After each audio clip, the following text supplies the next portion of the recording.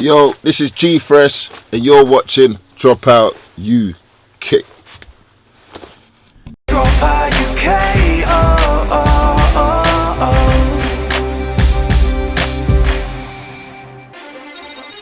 It's Legoman.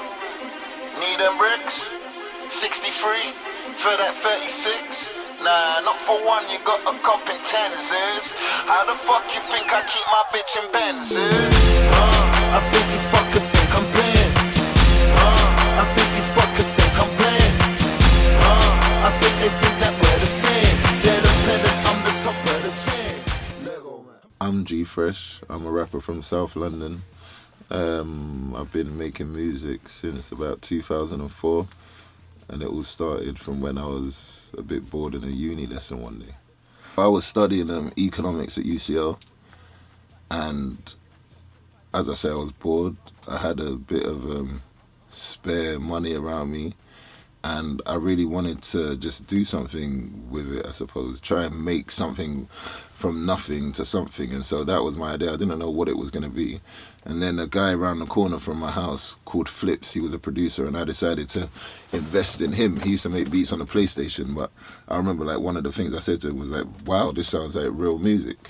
And then from there we bought studio equipment, made a studio like in the house, and then people were just making music. I was in and around music, and then decided to one day, as I say in one of my lessons at uni, just write a rap for myself. And from there, that was probably the worst rap ever, but from there, that spawned the career to bring me to now. I was like 21 sitting at my mum's house when I counted out my first 100. 21 sitting at my mum's house when the fuck boys came in with the chunches. Yeah, 21 sitting at my mum's house trying to find a beat in the heart of London. Yeah, 21 sitting at my mum's house. Then I went home where I had me a mortgage. Yeah, I'm balling. I'm tweeting from that sport thing. Feds call it dealing, the fiends call it extortion. Yeah, all my girls are haters. They're always screaming, fuck me. Got bags under my eyes, my nigga. All I see is money. Say I fly out the six, go trotting like it's Twitter. How I scroll the atlas or move that hashish. Yeah. Plus I'm always trending with a top pick hole, when my timeline's all my watches sitting pretty in a row. Whoa, see, I'm a cold motherfucker like Fido, and a whore when it comes to female, sitting there wide awake, cause your dream girl so big can't wear a seatbelt. I bring sand to the beach and seashells, and still leave with the new girl's details. Came from the road, sold them O's, now I'm gonna go plat off my pre-sales. Models, yeah. She said she's falling for me, I said I got you, yeah. The right today, and why tomorrow, yeah. Fly in the morning, hashtag I'm fucking ballin', yeah. Growing up was fun. Like, I think growing up is fun for most people, because even when things aren't necessarily great, you don't really notice that much. I think like even like when we grew up on estates and all of the rest of it, we didn't know we had less money than anybody else, and I think that's the best time of your life, and you only appreciate it once you've grown up. But yeah, it was great, man. And I mean, I've always been thankful for my upbringing as I was going through it, because I was always deemed like the lucky one, I suppose, because I got a scholarship to a private school. So it was always a bit like, yeah, I was always the lucky one, really. I was always good at everything I did.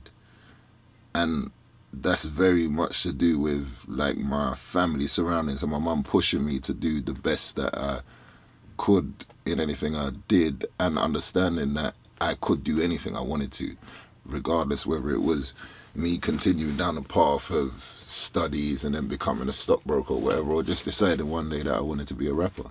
If I'm honest with myself 100 million %, I think the only time I've really decided to give it a chance is a year ago, you know, and that sounds mad to say, because I had always felt that I was working. Without doubt, I'd say I was the hardest working rapper in the scene. But I remember having a conversation with my manager one time, and he said to me, like, gee, you don't really want it. And I said to him, I was like, what do you mean? Like, I wake up, first thing I do is hit my computer. I'm always doing things to do with music till when I go to bed. But then he said to me, no, but I'm not doubting that you work hard. I know you work hard, but you don't really want it. And something happened last year, and then I just decided that, do you know what, this has to work now.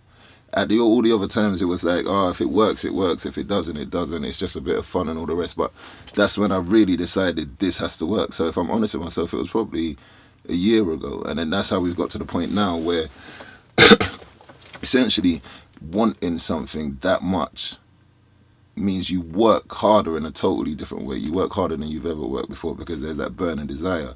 And then that's what's basically produced Legoman, the mixtape, and got to the point where a lot of people that maybe didn't even pay attention before are now paying attention, and it makes you realize that maybe there's that extra thing that you just need to show people. It might not be just that verse or what you're saying, but they can just feel it from you, and I think now people can feel it from me. It was a time when I had to really get better. Like, I had to say to myself, I want to be the best. And in order to be the best, I have to know that everything that I write the first time isn't the greatest thing ever. So it did mean rewriting verses, going back in, listening back a million times, just changing that one word just to make it better. And that spending 3 hours or recording one song instead of an hour or 15 minutes on a verse. It's like just doing everything meticulously and just making it as good as possible, going back in with producers, getting a song, recording it, sending it back to them, telling them I need extra things, I need it to be the best thing ever. And that's how we got to Legoman too. So yeah, that was the process. It was just very laborious, very meticulous, but very fruitful in the end, in my opinion. Yes, suicide watch, it's like stamps the way we lick squares. Yeah, you're looking at a boss, I told these niggas that I'm so flat. CID, had to call it SWAT. Yeah, you got back, but bitch don't front. Pick any bucket, take what you want. Bottles on bottles, that's how I stunt. I ain't no pussy, but I'm a cunt. Spend your month's wage in a raid. Don't call me bruv when you can't relate. I ain't talking hotels when I say I clean up, that's why I'm made. Yeah, my wrist is... My main motivation is myself, and that's just the belief that I can do it. And it's as simple as that. I have a tattoo on my leg here which says adversity has the effect of eliciting talents which in prosperous circumstances would have lain dormant. And it's a quote by Horace. And it's just basically saying that in those times when things aren't going right, those are going to bring out sides of your personality that you would never have ever discovered before. So those setbacks make you stronger. You know that this is the path for you. And it's just something you have to overcome, so you will definitely find a way around it. And problems create solutions and all of the rest of it. So that's just it. Like I just keep it moving, essentially. Tired of rapping, but more tired of trapping.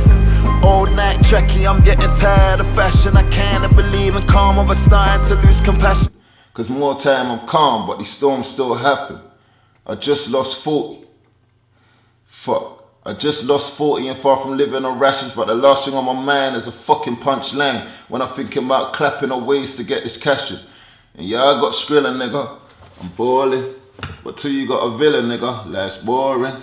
My biggest weakness probably is being somewhat logical to a certain extent, in the sense that I don't have the complete, like, pure arrogance of an artist to just believe that what they say is the truth, I suppose. And I think sometimes in an instant not so long ago, I listen to other people because I'm smart enough to know that you can't be the smartest person in the room all the time. And then so on occasions I listen to people's opinions that maybe I shouldn't listen to, and I should just do what I believe from my gut, maybe. Which is crazy to say, but that's probably also my biggest strength, is knowing that I'm not the smartest person in the room and that I should listen to other people. So it's a bit of a gift and a curse, really.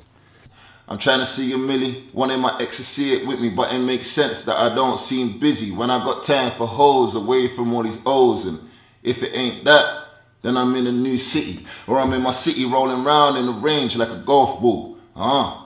Trying to touch another club or find me a hole in one. Kinda tired of these sluts, but I'm a dog. Only Vicky Pollard says no to a butt.